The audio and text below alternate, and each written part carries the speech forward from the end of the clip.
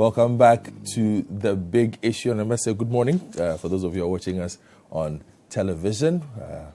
Wide variety of issues being discussed this morning.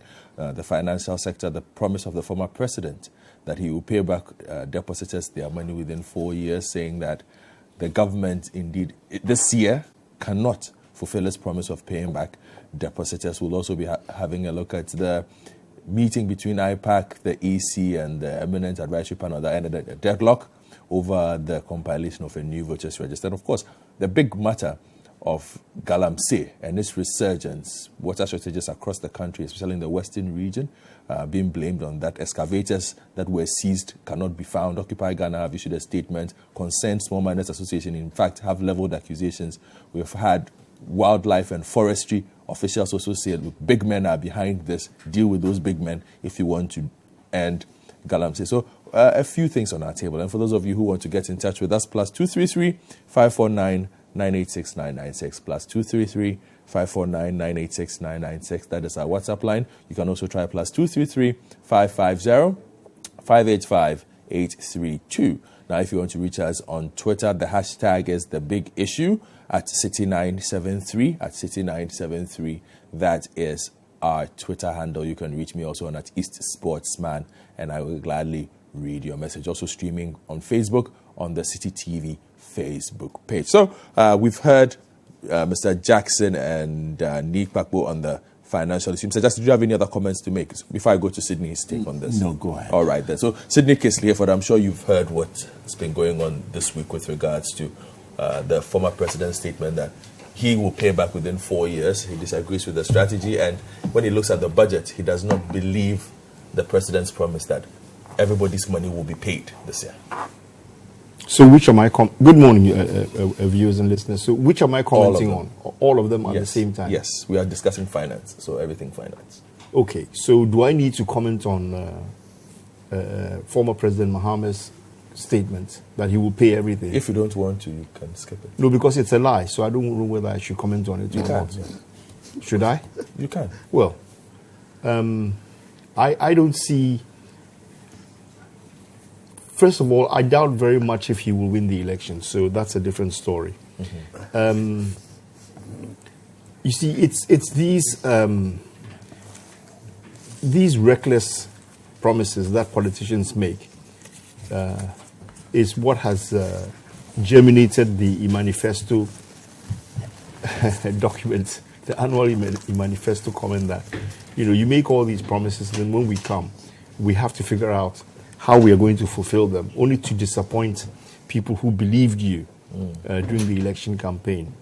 I was listening earlier on to Joe Jackson's commentary on the matter, and he's not the only person. We are all grappling with how should we handle this debt, and I think after everything that he had said, he was right in one conclusion. That conclusion was that this is not government's debt. Government did not ask anybody to go and invest in any particular bank. But that is not the understanding of those who've lost their money. They constantly reach out and say, this is the government's problem. It is not the government's problem. And if we have people believing that that's just financial ignorance, when you contract with an independent company, a company that is limited by registration, nobody's asking you to get involved in that company. The environment has been set and you can get into it. However, government can decide to take on that debt. You will call it a financial bailout for want of many other descriptions. And a bailout can happen. I mean, the U.S. went through one of the biggest bailouts recently during the Obama time. And this was to do with toxic loans that had been given to individuals for the purposes of the housing sector. Government felt it was too dangerous to leave it alone and actually went into it and spent quite a fair amount of money in the U.S. to be able to stabilize things. And then we had a new concept that, well, maybe not new, but at least a concept that they continue to put out there, that some companies are too big to fail, and so they should be propped up. So they saved General Motors, but Lehman Brothers, which was one of the biggest banks, collapsed. And subsequently, they have actually fined some of the larger banks and the more stable banks who were involved in the crisis. So government has to make that choice, has to make that decision, whether it wants to keep the ship steady or whether it feels that if it rocks the boat, things will get too dangerous. I heard what Drew Jackson was saying, which I thought was a bit alarmist, when he says that if it is done the way it's said to be done, that money is printed in order to be able to buy out or to pay back these depositors, the CD will tank and the economy will be in a total crisis. I'm not sure how he analyzes that, but I think that the amount of money that is required to do this bailout is about 3.9 billion CDs. That 3.9 billion CDs is by no means going to collapse the economy if government absorbs it. But we have to be wary of one thing. Government has to make a choice in this because it's a matter of putting 3.9 billion into the economy, which will inflate the economy to a certain extent. It might affect the value of the CD to a little point. But the Bank of Ghana also has different mechanisms which it can use to be able to mop up excess liquidity in the system. They call it open market operations to a large extent. Bank of Ghana has that choice. So if there is a decision to go and print extra money to alleviate the depositors, I think Bank of Ghana can go to to Parliament, put it before Parliament, make their arguments, and do the bailout. However, if they do decide to do the bailout, it has to be in agreement with government, because government now has a choice of either I find 3.9 billion from somewhere, pay that money out, which will be 3.9 billion that I cannot have to do other things. Call it a quid pro quo. You have to do one. So if I'm hearing you right, you actually see the printing of money as a viable option? I will not say that categorically, because I'm not sure I can calculate the impact on the economy if this is done, for the simple reason that the information is not available to me to make that calculation. But I would think that this economy can absorb 3.9 billion CDs of a cash injection, and it will ripple, but it will not be a disaster. And the end is going to be, take the money, print the money into the system, you're going to have a lot of cash floating around. But government now has 3.9 billion, which it can spend instead of using it to bail out depositors. All right? And if government uses that money properly in many, many ways, it will reflate the system, because now you're going to have people are going to hold a lot of cash. Government is going to offer a lot of projects and development facilities.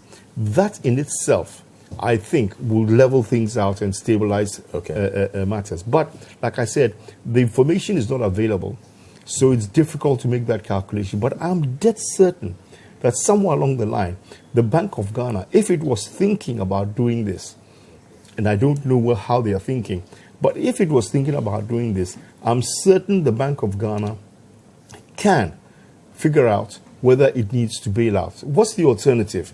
The alternative is going to be do nothing. Leave depositors to suffer, if suffering is the right thing, but leave them to lick their wounds and say, okay, I put 10,000 CDs in here, I've lost that money. And then try and recover as he goes forward over time. That's the other alternative, and it might come to that. But then, when the government makes a bold claim, as it has done, as the president did in December, be honest, and somebody says, well, I've looked at your budget, I don't see that money in your budget. That crisis had not happened when the budget was being made. You can't expect that. I mean, the Christmas promise the president made. Yes, but in December. Yeah, but the budget was done in August. That's when they put the budget together. Yes. So August, September, August, September, all right, when they started preparing the budget, the crisis had not really blown up.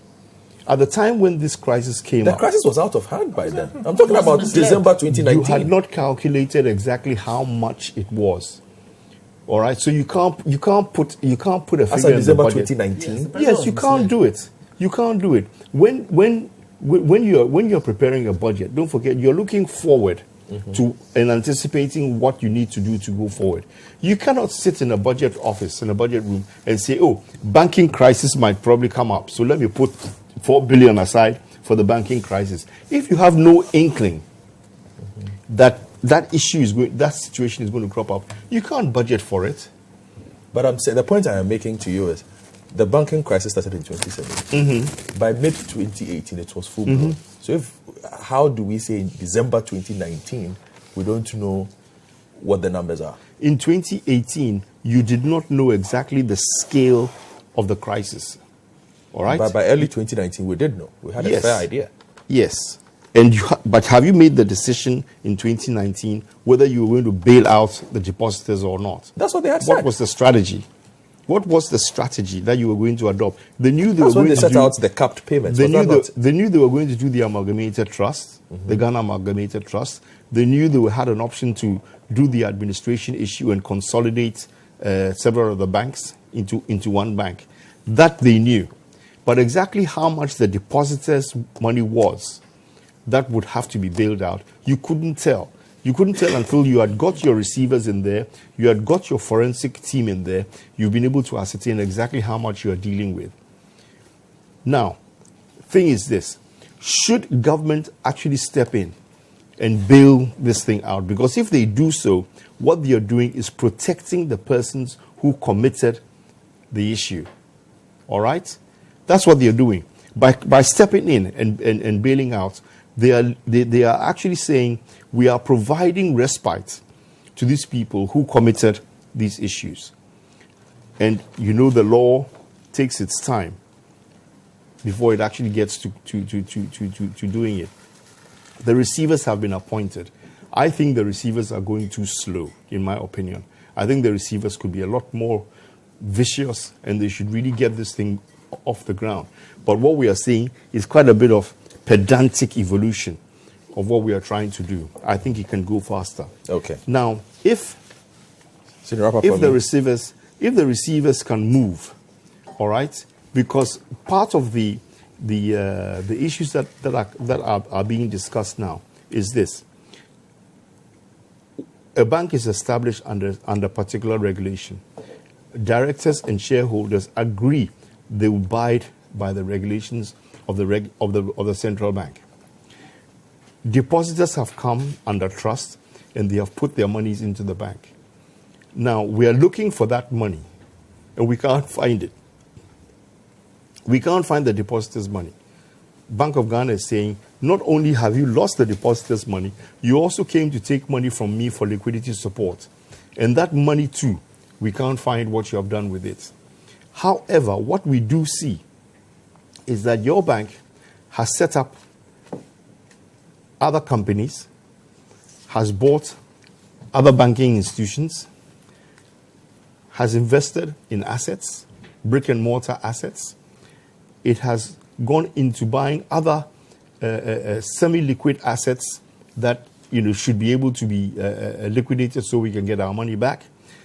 We can see that friends and related, family and related friends have actually benefited from your bank's largesse.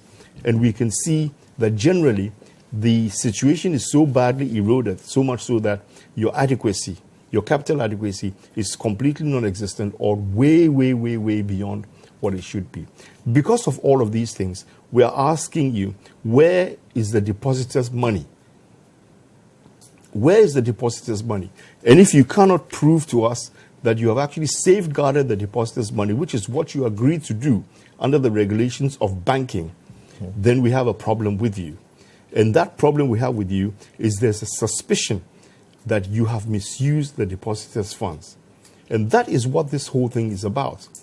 Okay? It's not really about procedures of law and who has filed what and who has not filed this and what. The fact of the matter is depositors have lost their money. All right? And it's a large amount of money. And we are asking you to tell us very, very simply, what did you do with that money? There's a suspicion on these owners, the shareholders and the directors of these banks to prove, all right, that they acted properly. Okay. And they have to prove that they acted properly in order for us to be sure that we can trust them to come back into the financial world and actually not do the same thing that they have done before. So that issue has to be done. And the job of the receiver to recover all of these things, it can go on for 5, 10, 15 years whilst it looks for all these assets and where they've been hidden. So we're not talking about fixing the problem by the end of this year. Okay. We're talking about, going on and on and on until they've got to a point where they have recovered as much as they think they can. Don't make the mistake. The receiver is not there to act on behalf of government or to act on behalf of the Bank of Ghana. The receiver is there to make a profit. That's his role in this. He has to sell those assets, defray the liabilities and the expenses, and at the end of the day, he makes a profit for himself or herself or for the company that he's acting on. It is not for the benefit of the government. It is for the benefit of he, the individual, who has been appointed receiver. Okay, interesting analysis from Sydney. Sydney Kesley Hereford. Franklin, a receiver is statute based. Franklin, I just want to make one comment. He profits. No, right. yes, he pays. He's paid he for profits from. No, I think that you should correct it. scheme. A receiver is paid for the professional service, whether or not he's able to deliver on that professional services. But he's not there to make profit. Other than that, Registrar General, for example, who is appointed as receiver in a number of instances, he's not there to make profit. All right, I will, Mr. Jackson, I will give you a quick rebuttal, but I need to take another quick break. So I'll just give you a rebuttal when I return. All right. Quickly. Big issue.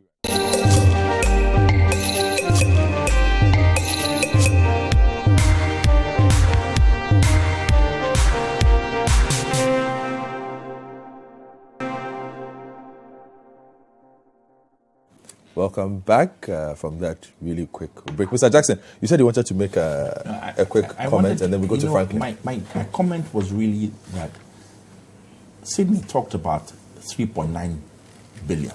Roughly. And that being the amount required and that will be easily absorbed by this. First of all, I don't know whether 3.9 billion can even be easily absorbed, but the amount I challenge you is far more than 3.9 billion. I'm not counting men's gold. I'm not counting men's gold. I'm counting. Remember that what has been said to date is that they will bail out everybody, including the fund managers. Now, the fund managers, I know for sure that even one company, the largest of them all, had 3.5 billion in depositors' funds. So forget about the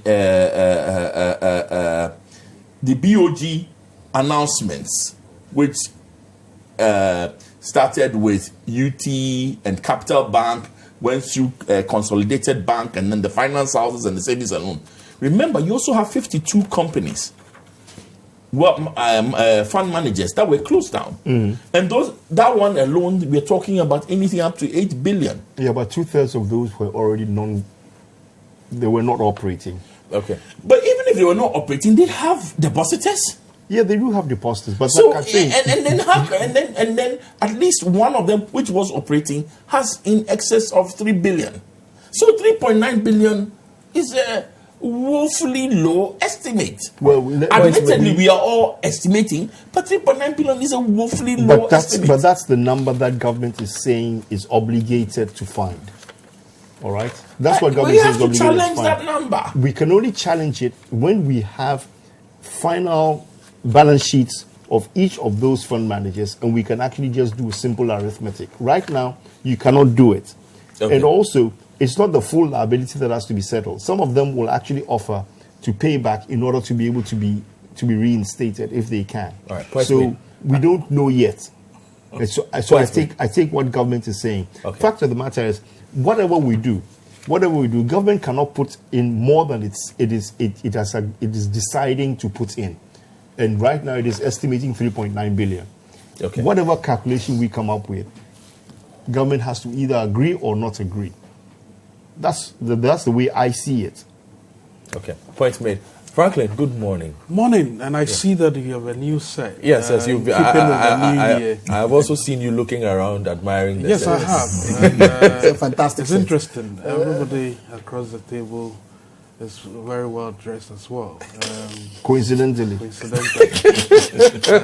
In fact, I got here But we should have had a glass table. I don't know why we have a wooden table.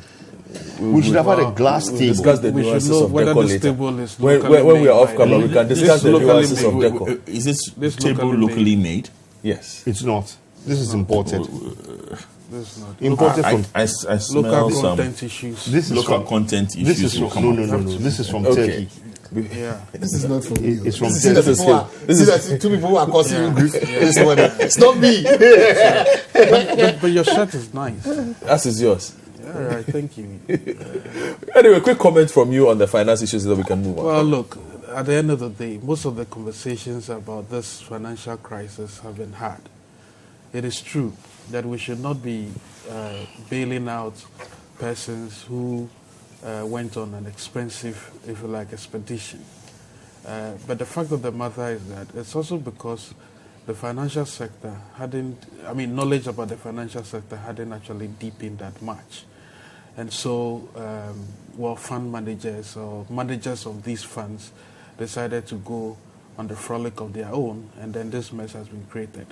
As a capitalist, and I simply do not believe in bailouts, but I think there's the human side of this conversation that ought to be looked into as well. If the government had come to the realization that a significant amount of the former bankers, right, in this case, those who were saving with the former banks that collapsed, should be bailed out, then it looks to me that the secondary portion of that, should I call it those who saved with the microfinance institutions, for which we've now had a lot of information, could also not be left out, right? Mm-hmm. I mean, once the government has taken a decision, and I've heard various sums, for the formal side of the conversation, the formal bailout, I think is in excess of about, 13, 14 billion. The key figures keep changing. Mm-hmm. Now, it appears to me that the other part of the depositors, in this case, the microfinance, and that's where a lot of people's hopes actually have been invested, right? Yeah. And I'm suspecting that the 3.9 billion figure Sydney is talking about is actually meant for to salvage or to more or less support those who have lost money in the microfinance sector. Mm-hmm. That figure ought to be interrogated for sure. What impact is it going to have on the economy in an election year? Well, the government has promised not to go beyond a 5% deficit rate. I think some international rating agencies or some analysts have also suggested that it's likely to go to 5.9. Now, I have had conversations at the highest level, and I've been told that those funds will be made available. Whether it was going to have any impact beyond the 5.9% is also another matter. The assurances are that it may not significantly have an impact on the economy in an election year, because somehow the government also wants to take pride in the fact that they in an election year they did not behave as the usual, right? Mm-hmm. But whatever it is, I'm coming from the position that if it is good for the goose, it must be certainly good for the gander, right? So while I do not necessarily believe in bailouts without punishment, because there's a need to also look out for those who have caused this mess, as we call it. Why are we not passing legislation? I've asked this question, and I keep asking it every other week.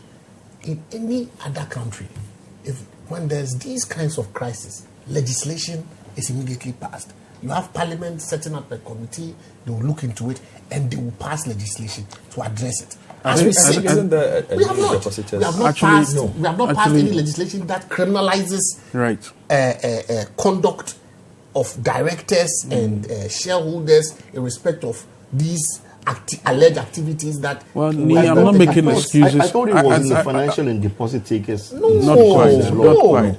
Well, it's actually a serious issue as to whether, the question that one defense lawyer is that, in respect of stealing, right? You understand? The property, but if something belongs to you, or if you've done something that is regular, you understand, and has been ratified by the company at the time that you did it, without any issues, how does that become stealing after there's a allegedly change of ownership? I yield, and I think it is important that we do the two things at the same time. Sweeping legislation. But if you look at the trajectory of events, it looks to me that the central bank was overwhelmed by the amount of information they gathered on these otherwise, if you like, stabilized financial institutions. And so while they were still trying to grapple with what they were looking for, the information, which of course for some parts they were not also transparent until a lot of auditors, and a lot of complaints were made. So you saw some deepened transparency when the microfinance institutions had to go under, and I think the fund managers, they did publish exactly the reasons why they thought they should go under. I think that what NI is asking for is legitimate, and I think you've asked for it on the same platform somewhere last year. But like we do things in this country, there's no coherence in policy making. But why don't you draft? Why don't you draft the bill and submit it to Parliament for Occupy Ghana has done what one I for think the Auditor General. This could be a fine opportunity to draft one too. Oh, we have done enough. Well, so what I think should be done. The bandwagon. Or your money. Well, I think it's very useful that at the end of the day, while we are addressing the fundamental rot, it is also important to pass legislation to prevent these things from happening again. And I think this. And to add to that, just a second, the Bank of Ghana has passed regulation saying that you can't be a managing director of a bank for more than a certain period of time now. So these are, if they realize some of these things, even with their regulations, they can add to this, and the other point I need to make, which borders on the vested interest politics, by the way. I mean, this government would definitely like to pay a significant amount of these depositors because it's an election year. And you can't fault President Mahama when he also says that, if I win power, I'm going to pay depositors. I think he says within 4 years. Well, maybe he has a better plan. We'll see about that. Thank you very much, Franklin. And a couple of messages have come in on this matter. Let me just get those messages for you. From Citizen Francis, he says, it was more than a necessary evil for the reforms to come than for this government to sit on the fence for Ghanaians to suffer a fate not born out of their own mistakes, but from a poor economic management style.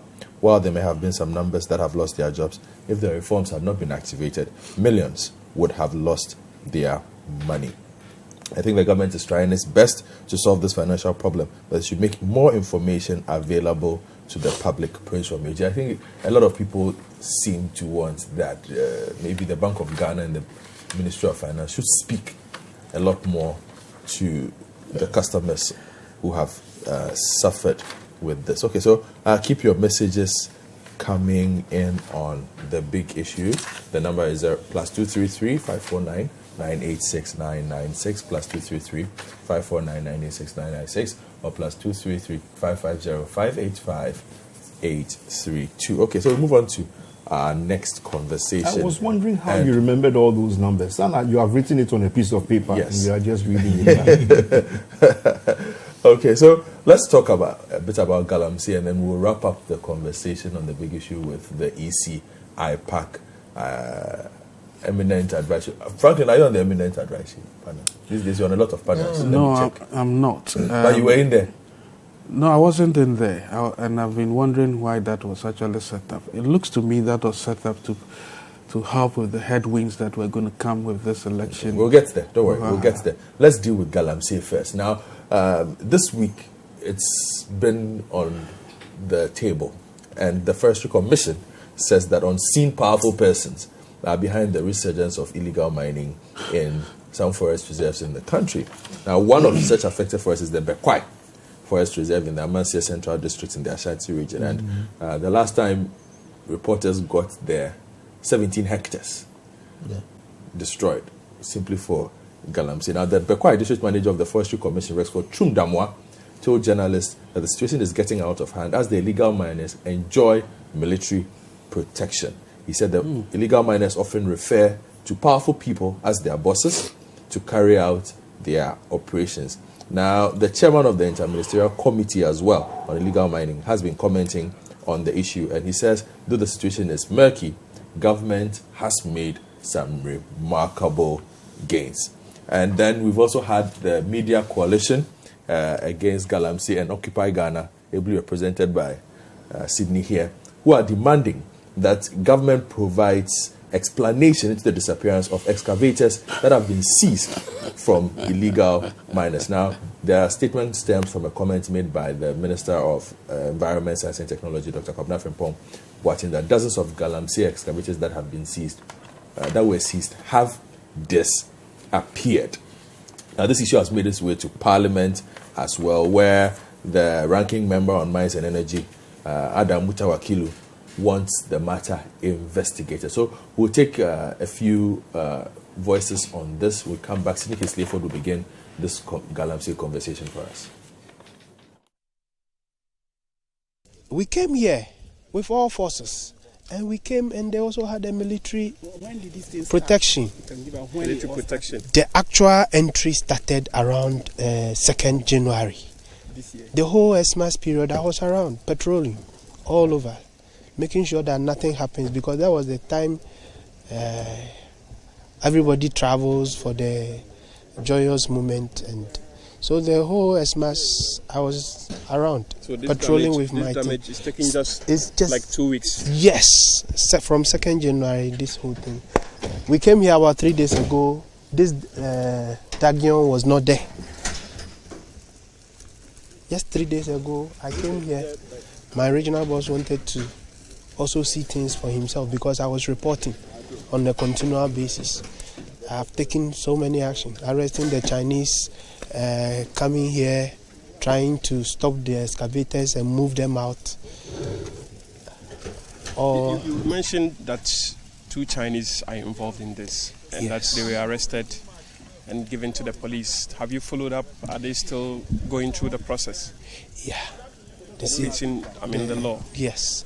The CID came to, we took the CID to one of the sites, and that day the vehicle broke down and we couldn't complete the investigation. So the investigation is still on. He has still not finished preparing the docket. Yeah, so the chance of prosecution is there. But as I will tell you, certain forces are behind. Let me say, big men are behind all this. And you know them? We don't know them, but it's their boys. You know their boys? Yeah, we know some of their boys. But for some reasons, since investigations are going on, you don't want to? I don't want to. So once big men are involved and they are politicians, that is why why we made sure that our report got to the Honorable.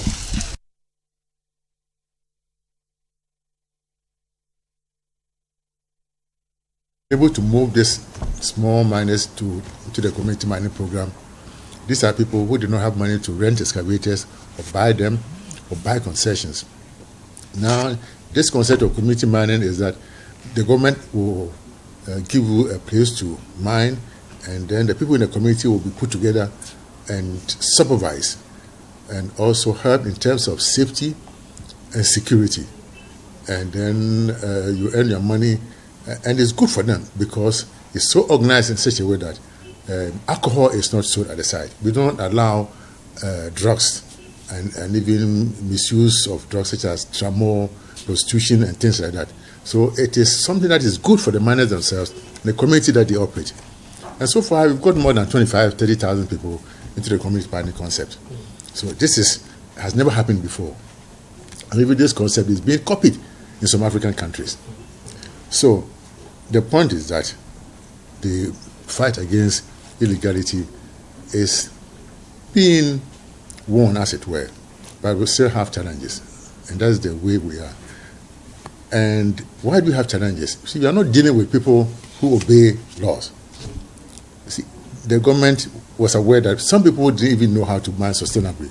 So if you spend the first year or so training people, 4,000, 5,000 people in Takwa on sustainable mining, hoping that they will do the right thing. But some of them have been trained, but they still do the wrong thing. So, yes, illegal mining is going on, but we need to define what illegality is. We know that we vetted 1,350 miners 2 years ago, and at least 462 of them are working in the field normally. They have their certificates. Most of them are doing the right thing, and therefore, if we see somebody mining somewhere, we don't have to jump to the conclusion that it is illegal mining. There are hundreds of people in Ghana who are doing good, legal, sustainable mining, but there are few who are doing the wrong thing, and these are the ones that we are going after. And so, but there's also a new phenomenon where the miners use metal detectors. These are mobile things. They are very mobile. They don't use heavy machines. They come with the metal detectors, and when they detect superficial nuggets, then they dig with their pickaxes and shovels, wash, and then quickly move on. And sometimes they come in big numbers. And the thing is that in some cases, the farm owners are complicit of these activities because they share the process with them. I'm not saying all of them, but they are illegal ones, some of them. And so if a farm owner is doing that, we will find it difficult even to detect at the right time. So there are a lot of bad things going on. And this is because if the president says, I'm putting my presidency on now to stop this, I think that is a very powerful statement that Ghanaians should respect and obey. But here we are people that tend to do the wrong thing all the time.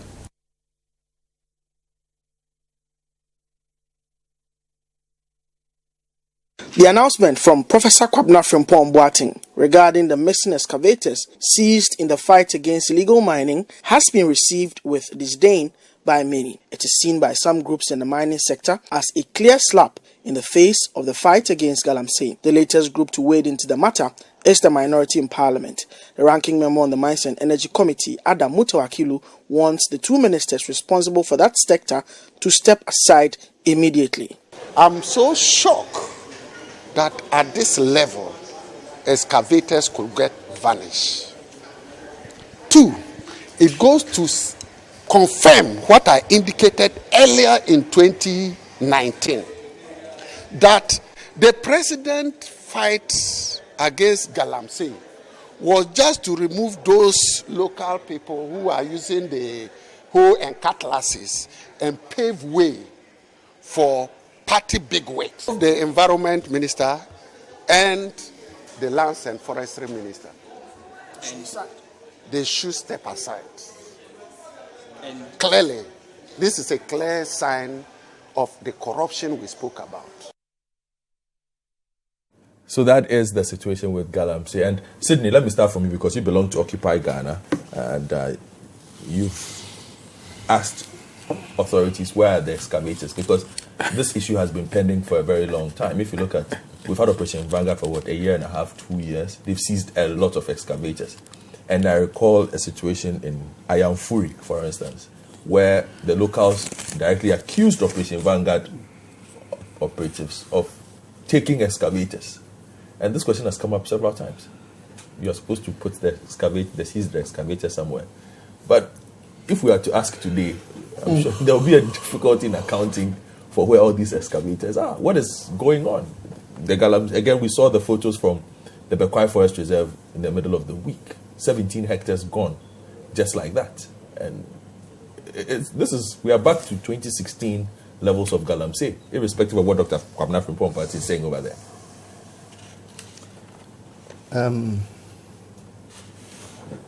When we sat down at Occupy Ghana to decide what we should do, or what can we do, what should be done, we didn't see the extent of the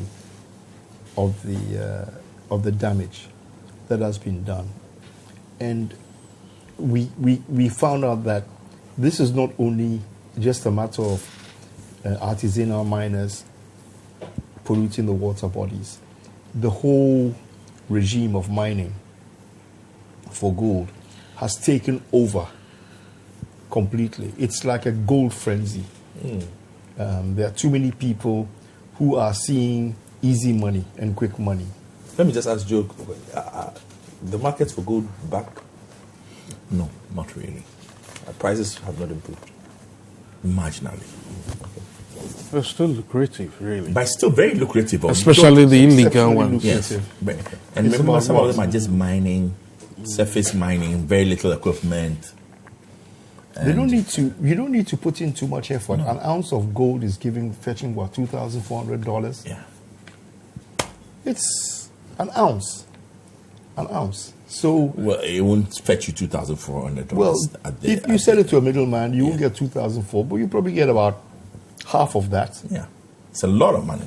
But still, for any young man who is kicking around with soil and just washing it in the water, you come up with an ounce. That's a lot of money, to do in a day or a week's work. We are never going to be able to fix this problem until we do something radically different and accept a different mindset. We thought that, joining the coalition for the Stop Galamsey and being a part of it, we could bring some muscle to the table, and hopefully some persons will sit up and think through what we're doing, because frankly the damage is not to the gold in the ground. All right, the gold to the ground is of no use to anybody unless it is mined. So if you just sit there, which in a way it's a malaise of Africa that we've been doing for a long time, we want to preserve certain things because it's ours, and it gets stuck in there and in the ground. You can't sell it. What are you going to do?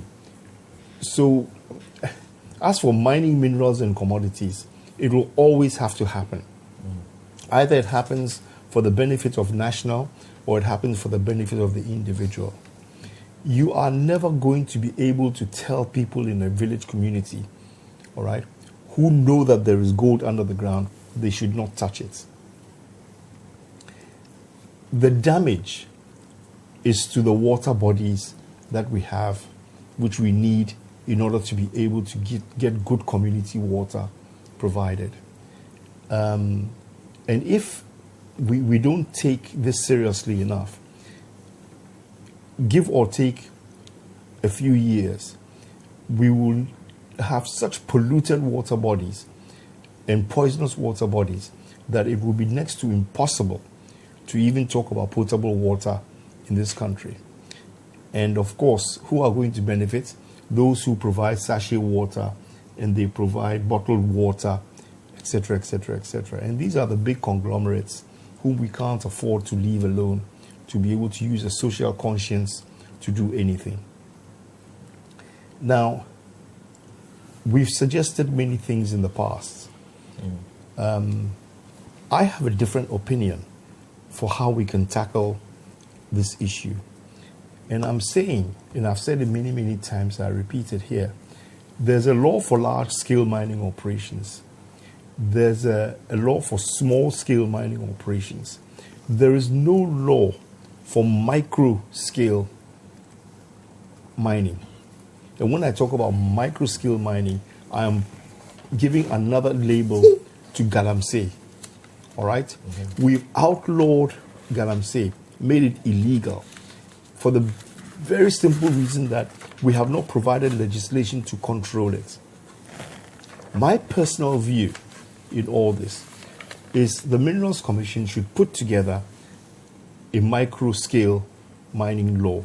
This has been done not only in foreign countries where there's a lot of mining, in Australia, the USA, and places, but even in South Africa, where they also have the same problem, or they had the same problem that we have, which is what you would call the Galamsey. They've legislated it, and they've been able to put a cloak around it and manage it much, much better. But ours is different because we have water. And a lot of our gold seems to be in the riverbeds, or quite a bit of it is in the riverbeds. So where in places like South Africa, Australia, they have, it's more like underground mining, dry mining. We find that it is easier to mine in the waterbed. Now, when you think about it, I mean, how audacious can anybody be to go to a police station or a district assembly office and drive away an excavator that has been seized under law? How can it possibly happen? When did it happen? Daytime, nighttime, when? And when it was being driven out, nobody saw it. These things don't move fast. And you can't carry them out. You can't tow it out. You have to actually physically start it and drive it away. And it's very and noisy. somebody, yes. And somebody has been able to do it. Not just one, not just two, but several. And it's not happening only in one place. It's happening in many, many places. The conspiracy around all of this and the amount of money that is changing hands in order for all this to happen just tells you, and it should tell us, that this is not something that anybody who is investing in it is going to joke about. We all know that the small-scale miners, the artisanal miners, the Galamsey boys who are doing this, they can't afford to buy excavators and diggers and stuff like that. There must be somebody else behind it. There must be some other wealthier person, bigger person around it. So it's staring us in the face. We can see it. We know it is happening. We just don't have the gall to actually stop it. Okay? And by the time we sit up to look at this carefully, we have gone to a position where we are too far gone with the destruction of our water bodies. And that is the bigger fear and the danger that we are facing now. Because water, well, I suppose it will rain and the waters will be replenished somewhere along the line. But, you know, I thought we had made significant progress when we started yelling about it the first time.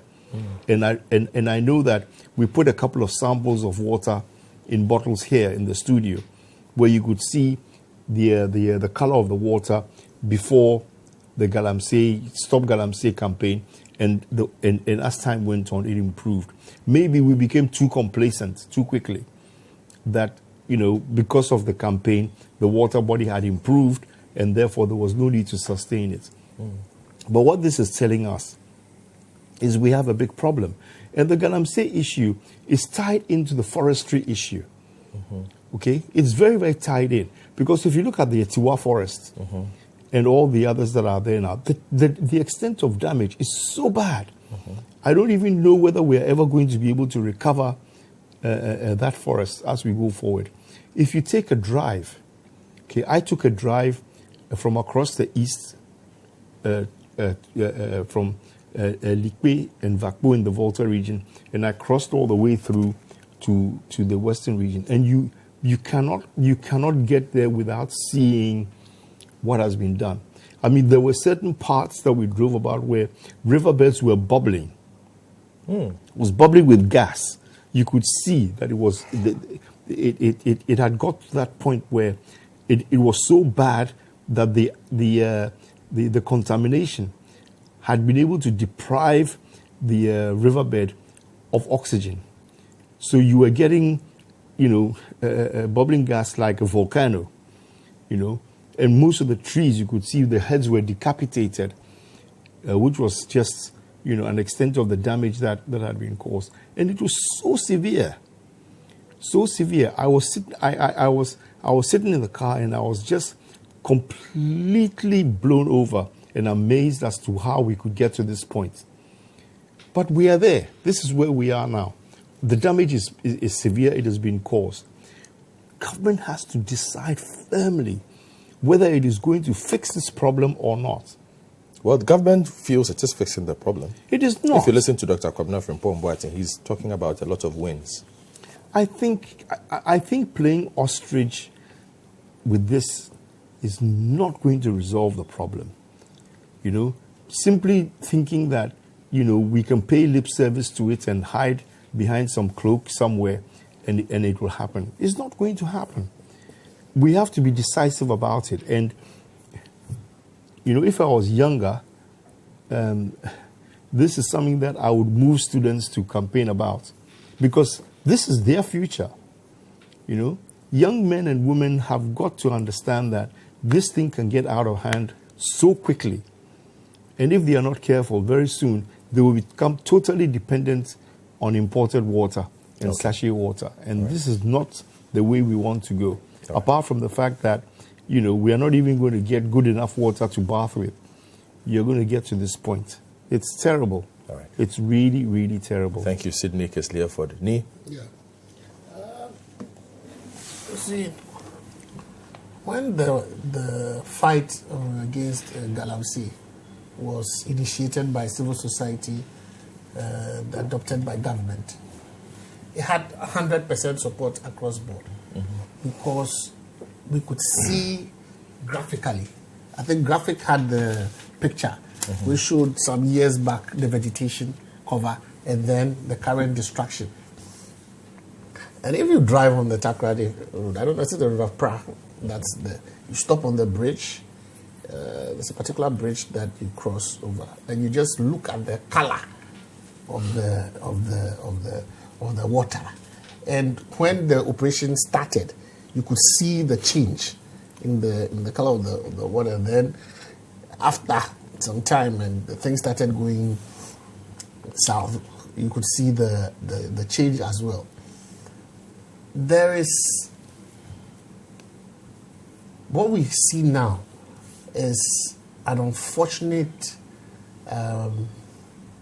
picture of a president who had a certain vision of where he wanted the fight against Galamsey to be, and probably his ministers and appointees completely failing him. Because I think in this instance, at least there was that demonstration of a resolution to, or a resolve to deal with this problem, damn the consequences. At least that was what was projected. And so there was a plan put in place. We were supposed to have drones to monitor. There was a whole unit set up. Yes, Operation Vanguard. And then they were going to train these small-scale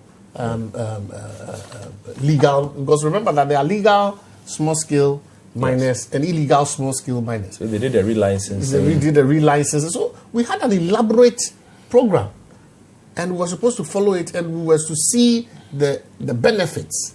But the one canker that seems to eat away at everything that we do in this country, corruption. This whole enterprise, from reports even from within the NPP, Honorable Minister, the Honorable Kennedy Ejipon has said it on his own radio station, and it's been really corroborated across board. Endemic corruption within the security services that are involved in this operation. The so-called interministerial committee itself has come under a lot of suspicion. And so you can see, how do we have excavators that are seized? We don't have any accounting whatsoever of how many were seized, where are they, were they sold, if they were sold by, was it by auction, the amount of gold that has even been seized in these operations, because gold has been seized. Where have they been lodged? Who is in charge of this? You can realize that we've increased the penalty for engaging in such activities, and yet we are faced with it. Clearly, this operation did not succeed because of corruption, and by and large, it seems as if, even though it's not being said, the operation has come to a standstill, because we are seeing the emergence of these Galamsey operations right in the middle of even places where it used not to even exist. Forest reserves are now, being invaded with impunity, and clearly we are in an election year. It's as if you go to Makola and you drive people away on the streets. This year, you wouldn't see anybody driving hawkers away at Makola, because it's an election year. And so, even if we had 3 years to do something significant, we've lost it. And being in an election year, there will be no political incentive whatsoever to go after people in those areas, because you are afraid of the electoral repercussions. Electoral repercussions. You understand? So I think that perhaps, as one MP has said, and I will parrot the same, the president should just be brave, suspend this operation, disband the unit, and just say that, look, we give up. Because this was one single opportunity where every single party, every individual roundly supported the president on this particular. You didn't hear one voice of dissent. And the plan that was laid out, and which which was sold to all of us, looked like a well thought out, strategy of systematically changing the face of small scale mining, so that it will be community based. The community will own it. The royalties will be well managed. We were demarcating these areas, but alas, it's a sad situation. And the unfortunate thing is that there's not going to be any distinction about the effects. All of us are going to pay for it, whether you are NDC, you are MPP. You very soon, from the projections that Ghana Water is making, we will end up importing water in this country very soon, because they will not be able to produce water. The water does not distinguish between whether you are NDC or MPP. You will be queuing. Boreholes will also be contaminated. That's the thing that we seem not to realize. You are actually not going to get any clean source of water. And if we don't know how other countries suffer, especially with those places where they don't have easy access to water, we will soon find out. So it's not one that you really need to play politics. It's a sad situation. Even if you blame the MPP, what do you get out of it? But at the end of the day, the effect, this is not one that you say, okay, it's an effect that I can gain some electoral advantage from, in respect of. It's going to affect you, whether when you live in those areas where the water is being rationed, your pipe is not distinguished between NDC and MPP. You are all suffering. Thank you very much, Nipa Kusamuadu. We'll take another break. When we return, we'll hear from Mr. Joe Jackson on this matter, Franklin, and then we'll end the conversation on the big issue with the electoral register and its disputes.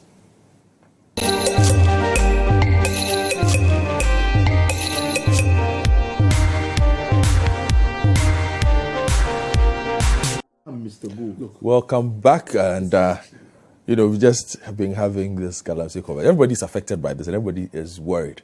Mr. Jackson. Well, you've succeeded in depressing me.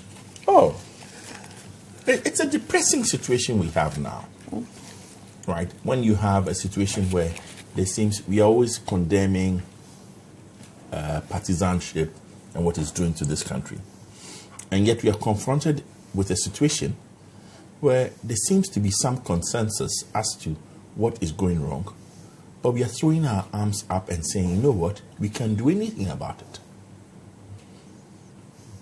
It's a sad situation. Listen, water is a scarce resource. It's a horrendously scarce resource. There are going to be wars fought over water in the coming years. Right? Yeah. There's already a simmering thing between us and Burkina over the dam, and how it's affecting us. You're going to see worse in the coming years. And yet this country seems to say, we can't do anything. The gold resources are too valuable when they are dug up through Galamsey. And our army, there's been an accusation made that our army has been complicit in this whole process. Local authorities, interministerial bodies, it's just a disaster.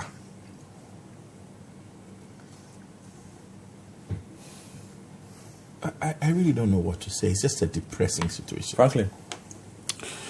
Well, like Sydney, I've always maintained that we see this enterprise ought to be legalized. First of all, when you see governments or the state being busy trying to outlaw an activity, it means that it wants to take over and participate in it. That's a very cynical view to have. No, I mean, look, clearly speaking... It's a view that has been... no, come on. I mean, on the we've alcohol... seen it over and over and over again. Remember alcohol?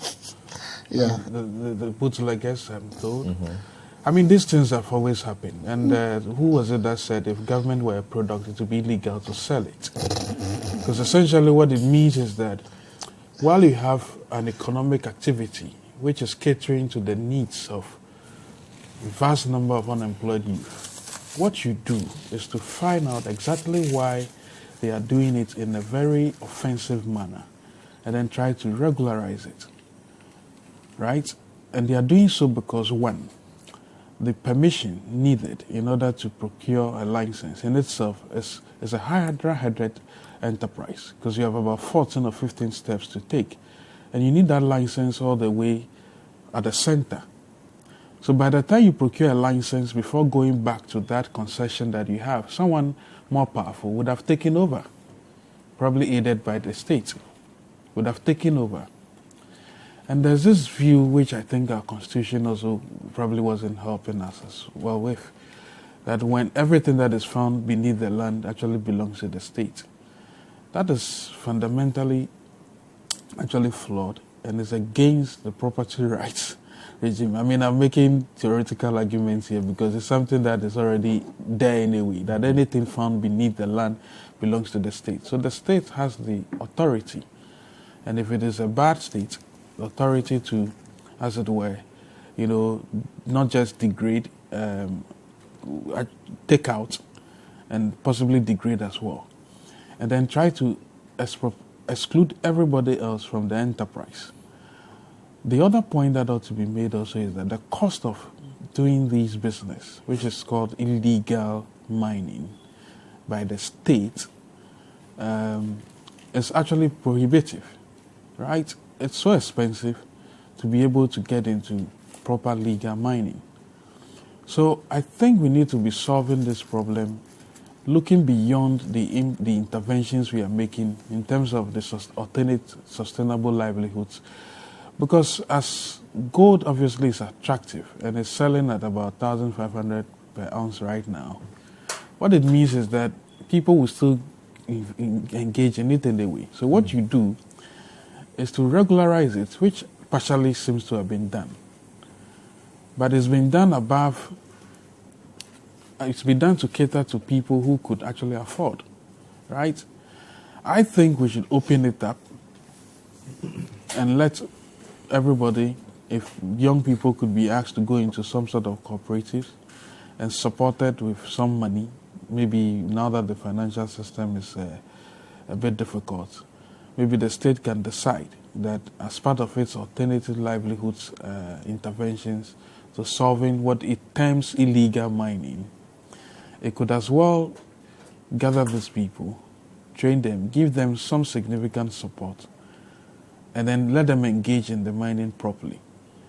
But as long as there's a ban on illegal mining, the state actors are will be happily participating in it, if indeed there are no severe sanctions. So the way I see it, first of all, it's a land use property rights issue, which should have been addressed from the get-go. That, well, when gold is found on my land, it doesn't belong to the state. Mm-hmm. It belongs to me. Now, if you have, as long as I've paid for the land, it belongs to me. Then you erect another barrier that says even if you want to, now mine, you need to go for a license. And the license process itself is laborious. That is what gives rise to rent seeking. Because once the license procedure takes, it includes about 15 steps, it goes to the highest bidder. So clearly, I'm not surprised that I'm hearing the things we are hearing, that some people are in cahoots, while a group of people who were perceived to be mining illegally have been taken out, the excavators have been appropriated, and then loaned off to a set of new illegal miners, in this case, aided by state entities. If government were a product, it would be illegal to sell it. We should go back to the basics of economic rationalization and say that, look, there's a teeming number of our youth who want to live some comfortable livelihoods, and it's important that we not just ask them to go into farming, which may take a bit longer, and while they are doing that, you are having all sort of agents participating in the very trade. You're asking them, why don't you go into the same commercial farming as a means of sustaining your own livelihood as state actors? So kudos to the gentleman from the Forestry Commission who, I'm not sure he has the blessings. I'm not sure he has the blessings of his bosses to be saying the things he said, but I think he's a good-natured human being. And in this whole enterprise of fighting illegal mining, there are just a few good men. And one of them is the president. It appears that everybody else around him is just interested in the allure of the gold. But do you sense a lost sense of zeal, maybe from even the president? Because never underestimate. If you listen to him 2 years ago, yeah, he said it. He's still saying it. But 2 years ago, he said and acted. He's still talking about it, but he acted. In terms of the action, but I suspect that he's been faced with the reality. I think he's been faced with the reality. But then also some aspects of... So there have been some developments which also maybe has incapacitated his own macho approach to this whole enterprise. There's the perception that persons who have been called out, who have been part of the interministerial committee, who were somehow complicit in some of the offensive acts, seem to have been shielded. Now, when you do that, you send a wrong message to the public that while you still are aggressively pursuing these enterprise of flashing out illegal miners who ought to be formalized rather than being mistreated, there are persons who are closer to you who are actually engaging in the trade. So, yes, the president is still gung-ho on getting this solved, but unfortunately he's overtaken by events, including acts by some of his own people that he trusted. So can he solve it? Well, never underestimate the power of persons who are ready to engage in an illegal trade. They'll go every length to secure their livelihood, however illegal. The best way to solve this matter is what Sydney and, of course, myself, we've been saying it. We are champions of economic reality. Why should government entities be engaging in the trade they so love to, outlaw? So once again, if governments were a product, it would be legal to sell it. All right, point well made on that. But frankly, it's also possible that president has been busy counting the ambulances. So Well, they've been released. That's the ambulance I had that That's on the my ambulance agenda, day. but The truth of the matter now is that the Galamsey sector is like the drug sector in Colombia Yeah. or Mexico or any other places. They are outside the rule of law, in quotes. They are almost a law to themselves and can do what they like. I'm even sounding a word of caution that very soon you will have Galamsey operators who are armed to the teeth. They are. No, Well, I'm they telling you are. that we will now engage in open warfare Warfare. with each other. with And each even other. communities. And with the communities that they thrive in. What we have is a major threat that we like to think of as Galamsey and water bodies that are destroyed. I'm saying that we are getting national to security a threat. state of a national security threat and a state of lawlessness. Which is Because I just- precisely the reason Remember what why happened in Kumasi we need recently? to legalize this The, enterprise the killing of 10 persons who the police alleged were later on killed by is it the Muslim gentleman. Their allegation was that they were engaged in that they were illegal mining. They confronted the police and they exchanged fire, and about 10 or something of them died. Now, imagine, and there have been situations and clashes where the Operation Vanguard has had to withdraw from towns and because when they get to those towns, the entire I am furious when the clash took place. blocked, and they are met with resistance and with armed personnel. And if you think land guards are a problem, please watch out for Galamsey guards. And look at, but and I if understand If you think that. armed guards are a problem. And there's an investigation by a journalist which shows that rebels from La Côte d'Ivoire, and if you move into the northern part of our country, have entered into our country, engaged in illegal mining, and have proceeded to... let's stop calling it. You see, Let's not minimize it to well, we water shouldn't bodies. minimize it, which is exactly the reason why, if we want to solve this matter, clearly, is in the area of legalization. That's all you need to Just do. legalize the operations and say, listen, we want you to mine. And here but here are the compliance mechanisms. compliance mechanisms. So Bring don't. But here's the case where all those have do become bring your land title. Bring Bring your land title. Exactly. They started Take with your all land this. and Oh, go and but do the- it. There are some areas you Our can't Rambo do. style, whatever seizures didn't work. Well, we but have that's to precisely the point. We have to explore new avenues. This Rambo style, But you see, we've collect chamfers and the ones that Right. throw up the dirt from the bottom of the river. Yeah. You collected all those in where are they now? Well, we're having a conversation saw now that- about certain types of drugs, marijuana. Yes. There are some places in the world that have realized that, look, it's better to legalize this enterprise. And then that way, people, the perception that people would abuse it would have to come with some knowledge as to its use as well. I mean, the UN has been categorical that, look, the war on drugs has failed. And so we need to find a way of, somehow mainstreaming or legalizing aspects of it so that they can, you can allow some of these good uses to And be put to. as somebody said, there's no better we than we grown around the equator belt, smoking it on a hot Sunday afternoon at 12 noon. Yeah. You can't disclaimer. And we should make money out. We should make money of it.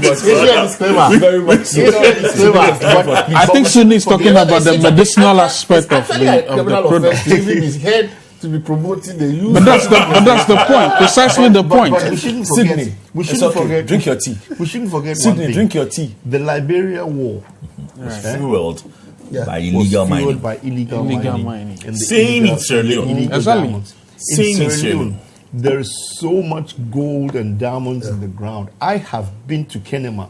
I've been to Kono in Liberia. Look, my friend, people have calabashes full of diamonds under their beds. And then they are prevented from listen, engaging in the yes, trade. Illegal mining while the in state Congo appropriates and fueled corrupts that the war. proceeds as You well. see, you look all around, there's so many examples. And we sit around here and Have to then be careful. We've got to be careful. So the way out is legalize the trade. Let everybody And there participate are in enough it. Don't examples exploit of all of that. Exactly. The prohibition, The prohibitions did not work. all other drugs, cocaine, the method, every one of those single vices which generate a lot of, should we call extraordinary gains. Exactly. From it. They have all caused lots of social upheaval around the world until they were legislated and controlled. Okay. And if we don't do it, we're just asking for disaster to hit us in the face. All right. So the fight against Galamsey continues. We are certainly not going to stop until we find some sort of workable solution that prevents the degradation of the environment and also allows for this to happen in whichever form that is much more beneficial and useful. Anyway, let's talk some politics now, and that will be my final topic. Since Sydney decided to broach the issue of ambulances, I'm going to shelve it. As for the ambulance, it's a game changer. Yeah. It's a game changer. And those who build hospitals, it's okay, gentlemen. Those who build hospitals, if you cannot even... You build a hospital and people can't arrive at the hospital. It's okay. So now the interparty advice, calm down. There's a new drone that will carry you to the hospital. Well, there was an interesting analogy about surgery in the ambulance. The ambulances are unique. The ambulances are great, by the way. I saw the razzmatazz with which they were launched and all of that. It's great, but it's such disheartening to see that we are actually outdooring ambulances. I can understand the political aspect of it, of course. But you see, the other point I've heard, really, I think the former director of the Ghana Health Service suggested that these ambulances are so good that they will be serviceable to the extent that if there are hospitals without bed, they will keep hovering around until they find hospitals with beds. And I thought if it meant that I was taken from Kuforodia, there are no beds in Kuforodia, the ambulance will be hovering till they get to Accra. Like the airport, which is oversubscribed, so now your flight is hovering around. You see why I'm not allowing you to talk about the ambulance? No, there's something to talk about this ambulance. So what I said launch a campaign to reopen or to have the hospitals that are still... No, they've been doing it. Yes, but that campaign is still on. No, but it's an ongoing campaign. It is disheartening. The Bank of Ghana Hospital, for example. Why? Well, they said they are looking for a workable business. Well, the ambulances are going to replace facilities. That's for Bank of Ghana too. Oh, please. Why? It's not a state facility. Anyway, so the ambulances are in. Everybody's but the good thing also about that, I saw your Volta Reserve Minister. He says if you don't support the ambulance, you need spiritual help. That's fine. But I've seen young men holding the placards, actually, of course, telling people the number to dial 112. 112, which I think is a good thing. Yeah, people must learn how to say. And the prank calls must stop. There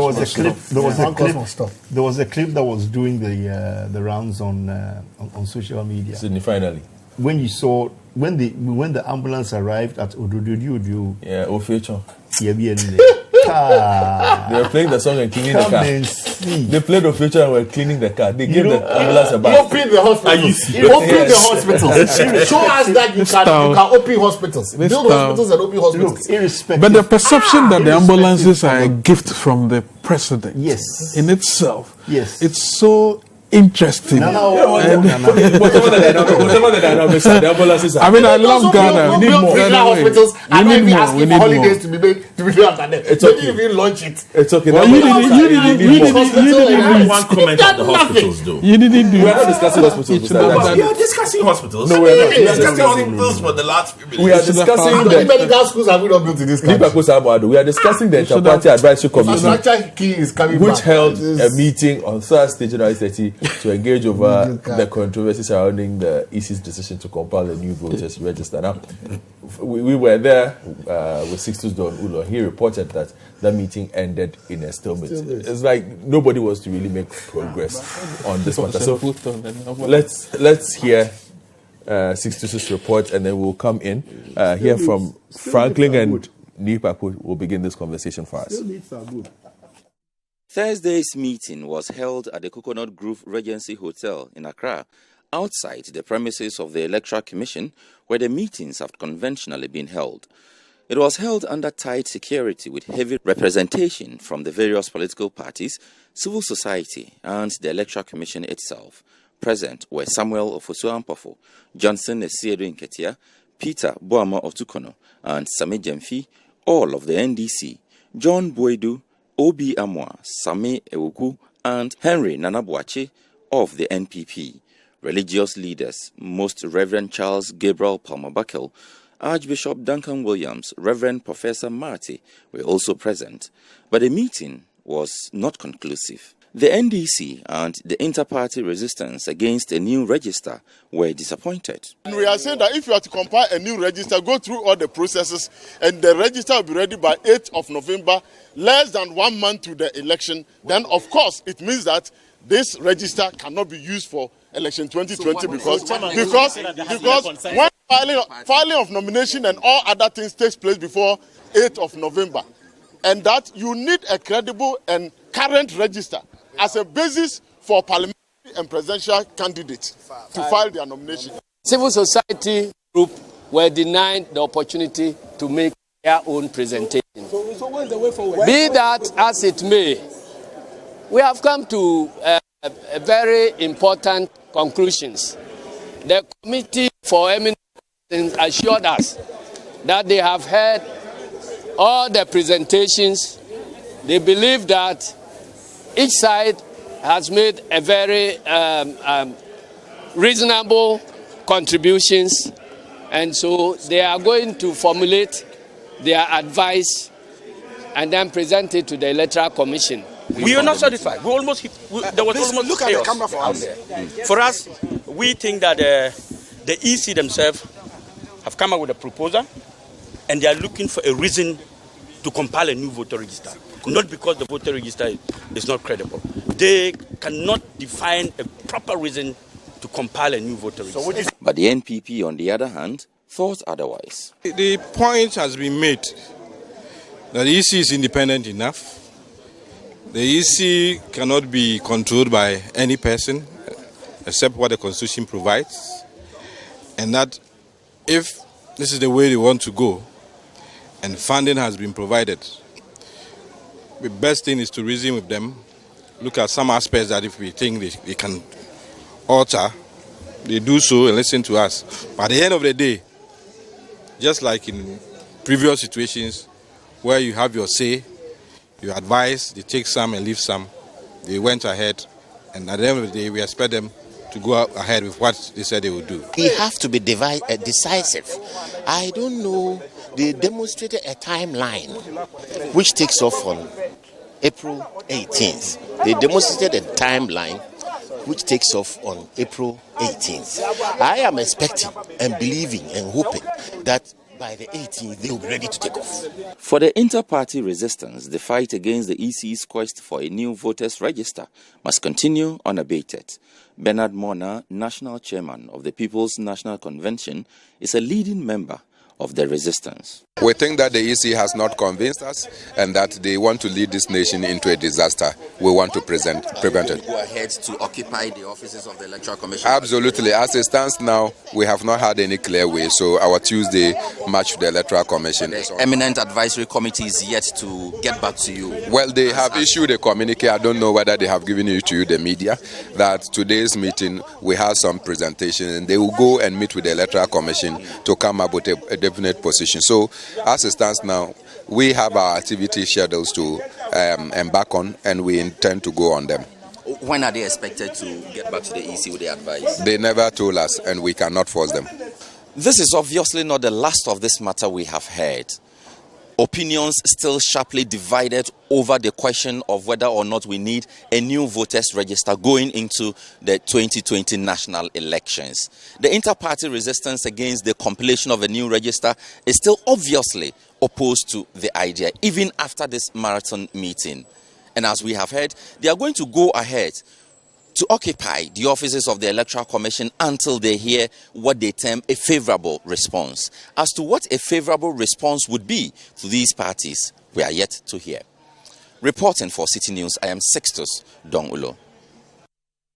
So that is what happened on Thursday. It was a 5-hour meeting that ended in a stalemate. The parties had gone there to be convinced. Those who were not convinced have indicated why they were not convinced. Those who were convinced, like the NPP and Mr. Palu's party, also indicated why they were convinced. But it is clear now, the EC gave a tentative timetable. From what they put out there, it looks like by October, they expect to be able to present a fully functional voters register for inspection by all political parties, because by law, 21 clear days before the election is supposed to be ready, and that gives them more than enough time to see that. We're cutting it a bit close, but it is still more than enough time for them to do this.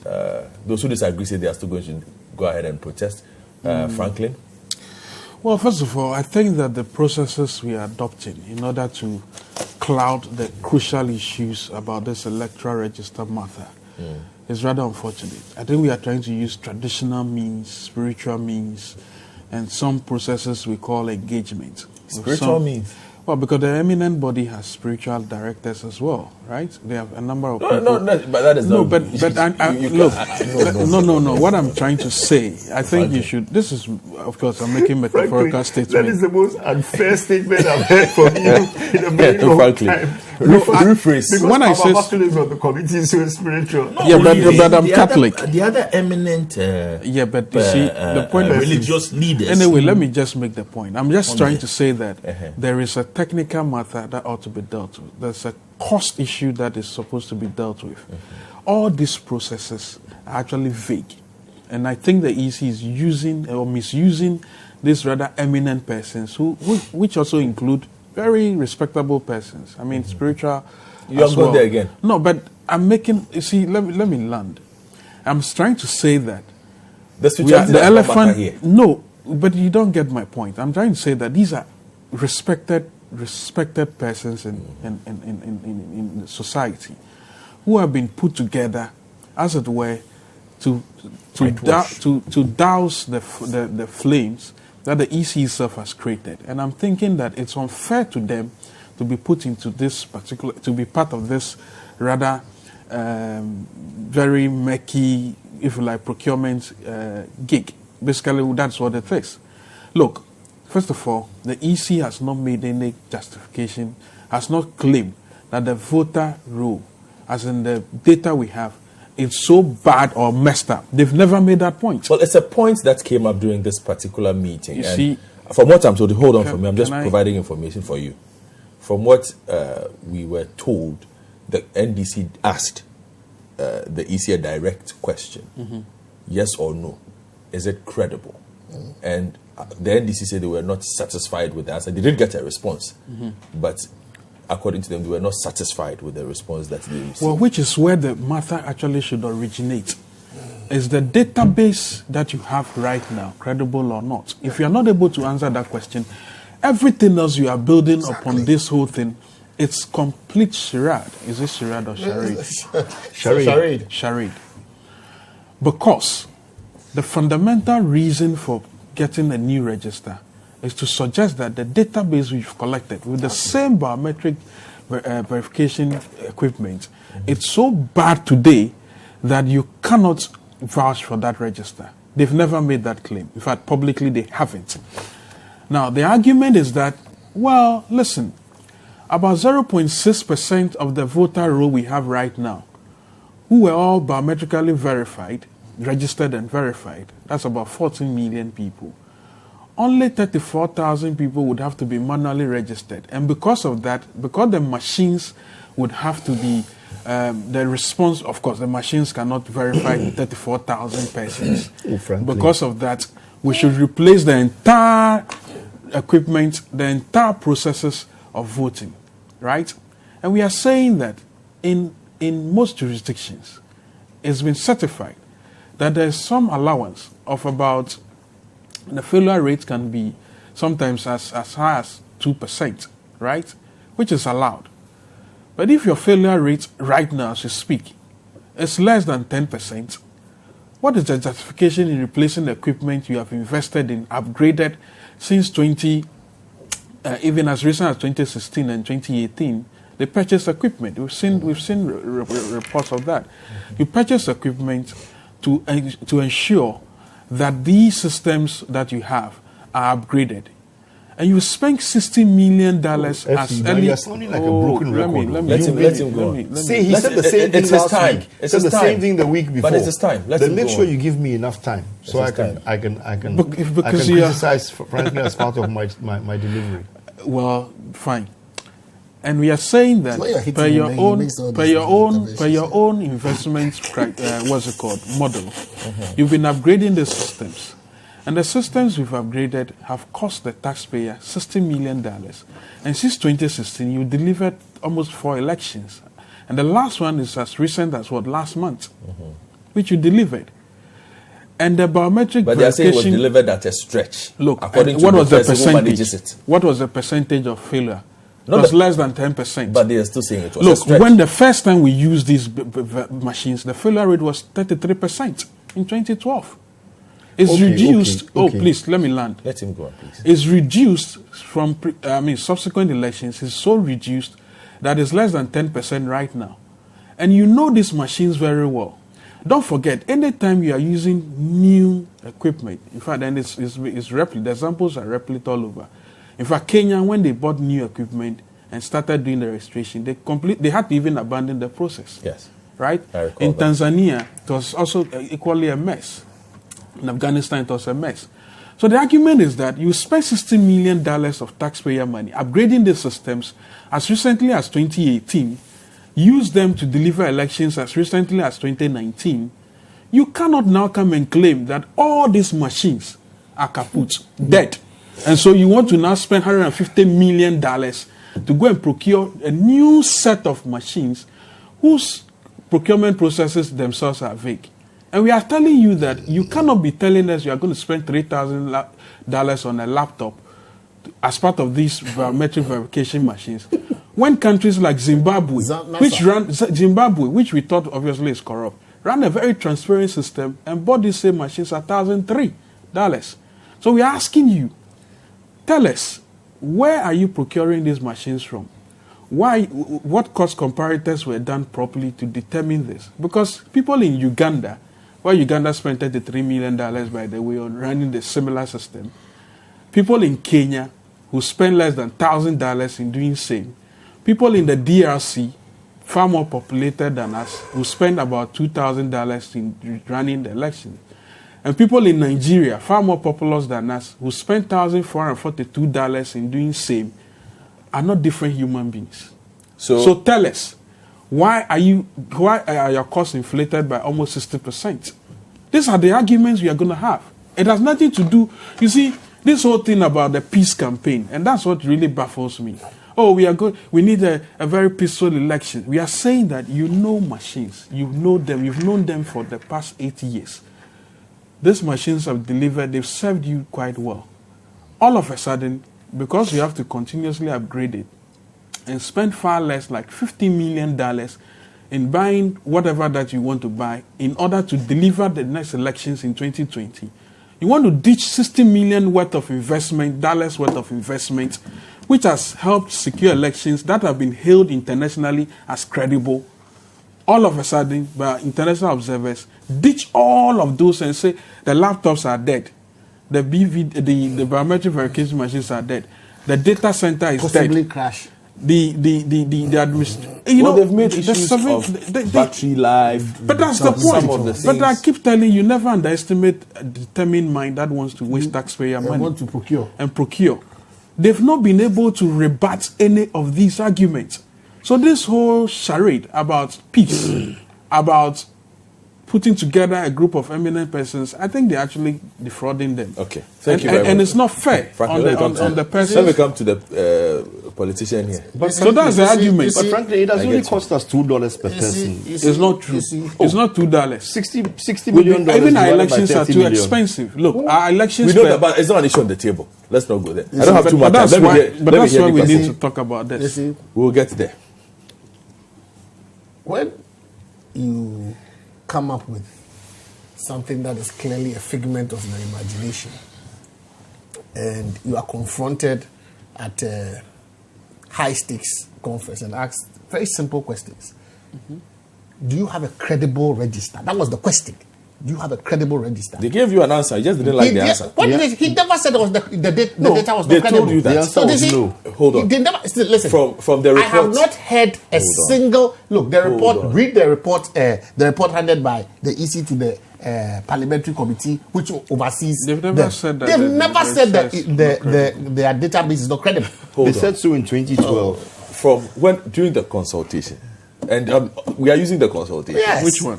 No, he said a question was asked, and that question was from the NDC. Yes, but that was your opening remarks when you. Yes, I know, and I'm telling him, I'm giving him the background, the explanation that came forth. What did they say? Certain factors need to be put to come into play and be met for an election to be considered credible, or for a voters register to be considered credible. Is the minister coming to teach us who are It does not matter. She's the EC. Look, the question is the database. It's the database. We are not talking about the system. We are not talking about the system. We know what participants. We are the participants. We, the parties, are the ones that make the election credible. If we don't take part in the process leading up to an election, from the time when the register is open to the time when it's reviewed, to the time when you give us copies of the electoral roll before elections, we go prepare, we look through, we bring our agents, we make the election process credible. You only hire temporary staff. What is the staff strength of the EC? It is only during elections that they hire temporary staff from all diverse backgrounds to come and assist in conducting the elections. At the end of the day, we declare the polls at the polling station. She only comes to make a ceremonial declaration. We are the ones that take part in the elections. So when we tell you that take our views into account, you understand? And they have they not? You see, what this electoral commission is doing. I forgot one date. Oh, sorry. They were obviously there was a lot of falsehood as well. They said the limited registration was going to cost about 50-something million. By their own record, the last limited registration cost less than $20 million. See, okay. You see, so it cannot be true that the limited registration will cost more than the actual registration. You see, come on. This particular electoral commission keeps realizing. See, I can understand they are new at this particular. They are recently appointed, so they are new with this. But I think, but the institution is not. No. Yes, but you see, if they allow those who have been there to advise them, they'll realize that they are creating unnecessary tension. Because right after the meeting, the eminent persons issue a statement saying that could create a committee with the IT personnel of the various parties and seek to arrive at a consensus. We keep telling Madam EC. But your IT personnel were in that meeting. Now, you see, one of the byproducts of this particular meeting is that the EC now, despite all their bravado, is supposed to create a committee, invite the IT reps of all the parties to that meeting and seek to arrive at a consensus, because they know that the time period, even for this exercise to take place, you understand, is limited. You are pushing to get a register completely ready, because when you do the capturing of the data, you now have what do you call it? You first have to even capture the data properly. So you are looking at the 43 days or 46 days that they want to do this. Most likely they will have to extend same because of events that happen. They are not even doing it police station by police station. They are doing it in clusters. That's even worse. If you are running it at all the police stations with a minimum of 500 people, then you can say that, okay, if we give you even 2 months or 3 months, you can realistically be able to capture. But that would have inflated the cost. You see, in previous, what do you call it? Because in previous times when there's time and there's no pressure, you are able to try and do this so that you can reduce every police station to about 500 people. Yeah. So normally you can even capture in clusters, and then when you do the review, then you actually disperse persons to go. So even if your data was captured at this station, but you don't find your name there, you probably will find your name within the enclosure around one of the police stations there. Capturing the data itself is another task altogether. Now, let's even take that they extend the period, because we all know that machines will break down, there will be crowds at these particular places and all that. You extend the period. Immediately you extend the period, your timelines are so tight, because mandatorily you are supposed to release the register 21 days to election. And they say they'll deliver this by October 1. You see, it is easier. Listen, we have been in elections. See, when the register is not so done, has the EC. But this is legitimizing the fact that you even need the register. You need a register. You are saying cost-wise, you don't need it. No, you see, the point is this. We already have an existing register. Why push this in an election year when you know the temperature already is high? And so if you give the parties... the temperature was high. Listen. You are the one saying the temperature is high. Oh, so Nobody's you don't see that potentially. If you start this process and you are doing it in clusters, remember that you have some places that have dense populations. Persons begin to find out that, look, after maybe 100 people in a day, the machines say but all these arguments are giving the leeway to the EC to come back and say, oh, I can do it this other way. Okay, we'll do it your way. I'm trying to let them understand that, look, you don't even have the basis to do it in the first place. You have to point out to them that this particular exercise that you are engaging in, apart from the baseline argument that, look, we do not need this at this time, it's also to tell you that by even the timelines that we are moving with, this is not the time to do this. You are pushing an agenda that, unfortunately, will make it possible for persons. You got to remember, the right to be registered is an inalienable right. So where you are not able to do so for whatever technical reasons, you open yourselves up for legal litigation. You can actually have a situation where persons who may, for whatever administrative or technical reasons, are unable to get onto the register, start litigating this EC and prevent the elections from happening. But because isn't that the elections because the EC has decided it wants to. For example, imagine that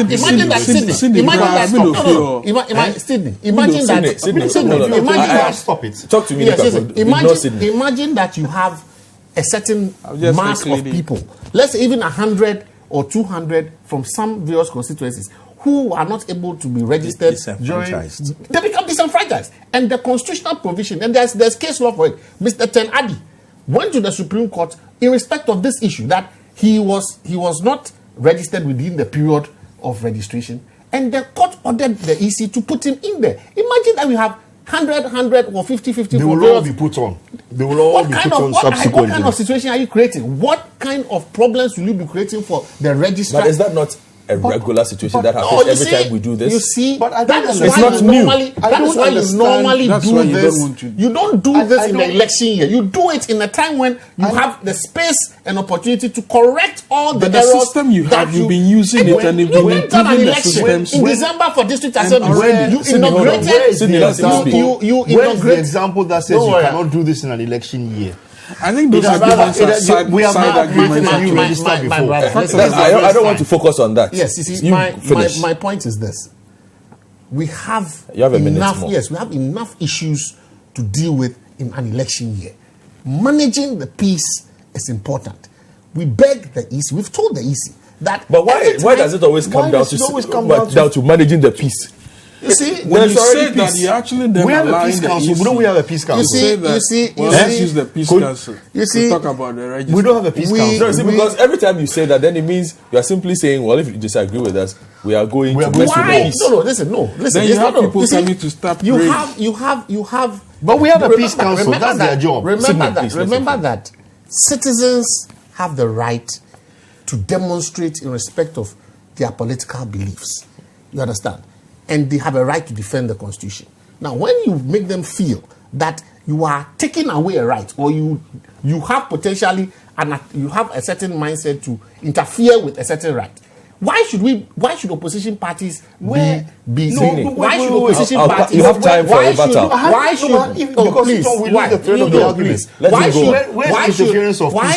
Why should we have opposition parties in an election year going on demonstrations in respect of their belief that potentially the election is not going to be fair, when we could have used that time and space to rather be... But you are expressing an ideal. Your right to demonstrate is inherent in the Constitution. For to demonstrate. No one is stopping you from demonstrating. Do you think that the Ghana Police Service, you understand, don't think for the Ghana Police Service. we don't need this kind of atmosphere in an election. But you are creating the atmosphere. We need an atmosphere. But when you deliberately conduct yourself in a manner that calls for us to hit the street. On Tuesday, there's a third demonstration. So are we going to allow this to build to a point where? So you don't want to be allowed to demonstrate now? Oh, nobody is saying that we don't. So want demonstrate. We should demonstrate, but why would you deliberately put the country's atmosphere in such a state? Nobody has done anything. Nobody wants this. Thank you very much. Nobody wants this. Nobody needs this. You say you're going to burn the country. For the NDC. Cynic is clear. Let me hear you, and then Mr. Jackson will wrap up. Since he's the one who I would love to wrap up. Oh, really? So let me Joe, can we swap? Okay, we can swap. You have only 3 minutes. Go ahead. You are wasting time. Go ahead. Make your point. My argument simply is this. Yeah. And I like how Franklin put it. Frankly. Yes, frankly. There is a technical issue to be dealt with. Mm-hmm. It has already been dealt with. Sydney is the. I'm very passionate about this thing. So is everybody. There's been an allegation made against the EC that you don't need a new register. Mm-hmm. That's a technical argument. There's a budgetary argument which has to be resolved. Can we afford it? Now, what worries me is that when you start mixing these issues and bringing in religious leaders, peace council, then it becomes it runs out of control. Because really, essentially, my worry with my brother here is that instead of us resolving a technical issue and a budgetary issue, now there's a gun being held to our head. Mm-hmm. That peace will be compromised. The peace will be compromised. And the issue is not about compromise.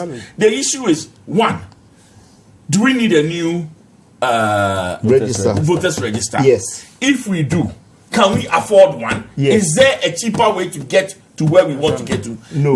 Let us solve this problem and keep out all the senior. Can you wait till I'm giving you the answers. I don't need your answers. I'm giving you the answers as you're posing the just saying questions. that everybody is the reason why we are at a stalemate is that, one, the opposition parties are now putting a gun to our head, and the EC seems to be entrenched in its position. What we need as Ghanaians is a resolution.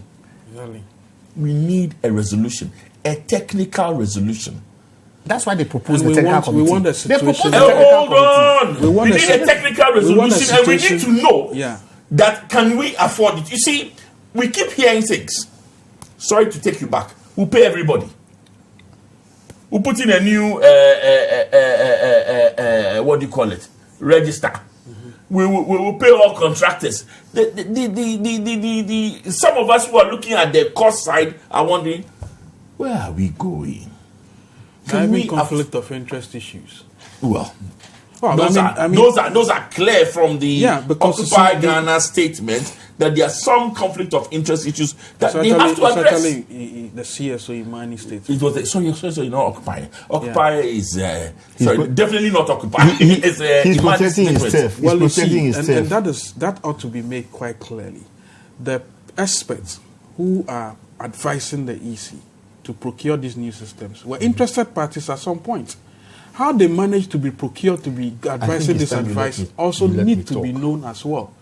Especially when there's a technical issue. You see, if you start from the premise that there's a technical issue to be resolved, and Imani states clearly that a technical hold issue. on, and that the people who are advising the EC on the technical issues are compromised, then we have to ask a few questions. Okay. Point made. Point made. Thank you. Sidney Kisleo for wrap up. Let me start. Don't. You have 5 minutes. I'm going to do to you what you did. We'll do it to you. No, an eye for an eye is not good. Let me help you. Last week you started on the basis of the population size. First of all, it's not in conformity with the First of all, there is no technical issue. Okay. You leave the technical issues to be solved by the EC. There are technical issues. There are technical issues. Yeah, the EC is all powerful in this case. Really? The law is on its side to do what it needs. But not when they want to spend money on your behalf. The cost involved is not an issue. They've gone to Parliament. Yeah, no, whether we have money or not sitting down, it will be found. You are a finance man. It's not every day that you come to the office and realize that you have enough cash to pay for everything you need to do. Cash will be found. They have gone to Parliament. Parliament has approved it. The Minister of Finance says the Minister of Finance, cash will be found. You can make promises. But you wouldn't go and wait. You wouldn't go and misrepresent yourself that because cash to the pay Minister some. of Finance has said very clearly they will pay for it. They will find the money. How they find the money and where they find the money from is neither your business nor my business. Really? Nor It's my money. So they can go and contract loans on my behalf. I have to have a say in the matter. Don't say that. Don't say that. He has a flaw. You went after all of us. They do that. Government does that all the time. Wow. Okay. Right now, as we sit, roads need to be constructed. Hospitals need to be kitted up. So there's so much money that needs to be found to do things, and government is going to do it because it makes that commitment, and it is going to find the money. Don't bring the government. There is nothing else. Just 2 minutes. There is nothing else that anybody can do about it because the process has been fulfilled. You've got parliamentary approval. It will be done. Okay. As to the NDC's concern, well, they have the right to demonstrate. And we will. This week, we are inviting everybody. This week we are having the demonstration. Go and do your demonstration. Go and do your demonstrations and whatnot. And the EC will carry on and do its job. The EC's job is to deliver credible results of an election, and it has to do it in the best way with the new register that it thinks possible. Even if it's with an ancient register, it doesn't matter. It has decided it will compile a new register.